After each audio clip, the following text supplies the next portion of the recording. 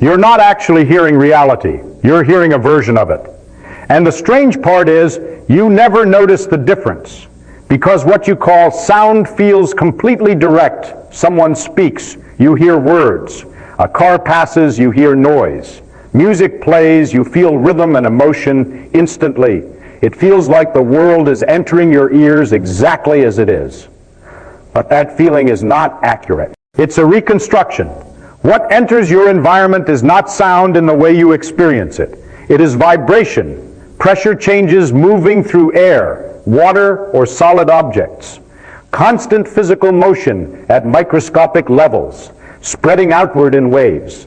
On its own, it is not meaning, it is not music, it is just movement. And if there were no nervous system to interpret it, it would remain exactly that pure physical fluctuation with no voice, no noise, and no song attached to it. Sound, as you experience it, does not exist in the air. It only appears when those vibrations reach you and are transformed by your biological system into something your mind can understand. This is where reality quietly changes form, because the moment those vibrations enter your ear, they are no longer just physical motion. They are converted into electrical signals. Then those signals are processed, filtered, compared, and organized into patterns your brain recognizes as meaning. Speech becomes words, noise becomes direction, random pressure becomes emotion, urgency, or calm. But none of those things exist in the raw signal itself. They are constructed, and this construction happens so quickly, so seamlessly, that you never experience the process. You only experience the final result as if it was always that way, which creates a hidden gap in your understanding, because you assume what you hear is what exists outside you. But what exists outside you is only the starting point of something your brain completes. So the question is no longer whether you are hearing reality directly. The question becomes something more uncomfortable. If your brain is transforming raw vibration into meaning before you ever notice it, then what exactly are you actually receiving? If what you hear is a reconstruction, then sound is not what you think it is, because in everyday language, sound feels like something that exists in space. A voice fills a room, music fills a street, noise fills the world around you. It feels like sound is already there, waiting for you to experience it. But physically, that is not true. What exists in space is vibration. Tiny pressure changes moving through a medium air, water, or solid material. These vibrations spread outward like ripples, passing from one molecule to the next in a chain of motion. And if nothing is there to receive them, they still happen. The vibrations still travel. The energy still moves. The physical disturbance still exists. But there is no sound in the way you experience it, because sound, as you know it, is not a property of space. It is a property of perception. This means something very important. The universe does not contain sound in the way it contains objects. It contains motion, and sound only appears when that motion is interpreted by a system capable of translating it. Without a receiver, there is no experience of sound, only mechanical activity.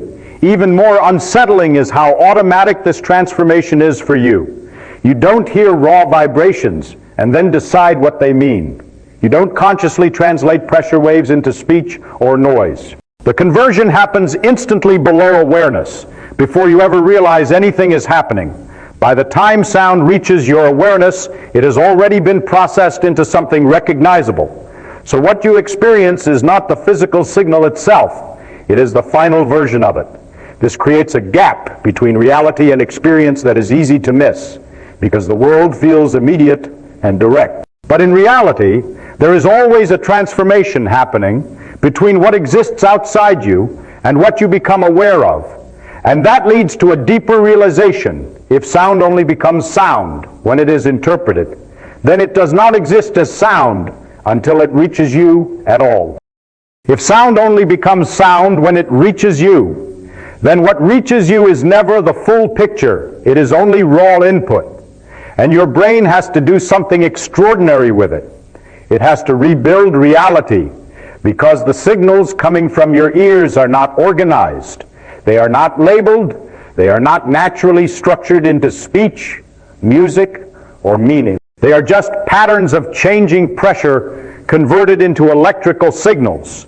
No words, no grammar, no intention, just data, but your brain does not experience it that way.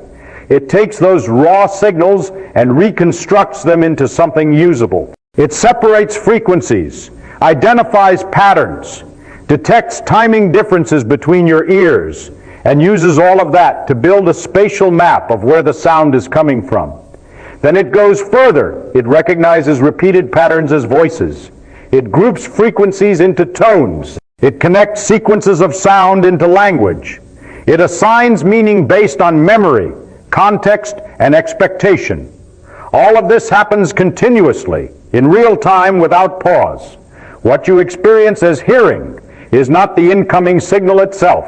It is the finished product of this reconstruction process, and the speed of it is what hides the illusion. Because there is no moment where you hear the raw data and then interpret it. The interpretation and the experience are fused together so completely that they feel identical. But they are not. There is a transformation happening underneath your awareness. A system is taking in complete fragmented information and turning it into a stable world you can understand. And the stability is important, because without it, sound would not feel like a continuous reality. It would feel like disconnected fragments of vibration with no clear structure, no voices, no direction, no meaning, just chaos. So your brain removes the chaos. It organizes it. It fills in gaps, smooths transitions, and predicts what comes next so that the world feels continuous and coherent. But that coherence is not in the signal. It is in the reconstruction, which means two people can receive the same physical input and still experience it slightly differently, depending on how their brain interprets and completes the missing information. And that leads to a deeper realization. If your brain is actively rebuilding what you hear in real time, then what you experience is not the world as it is.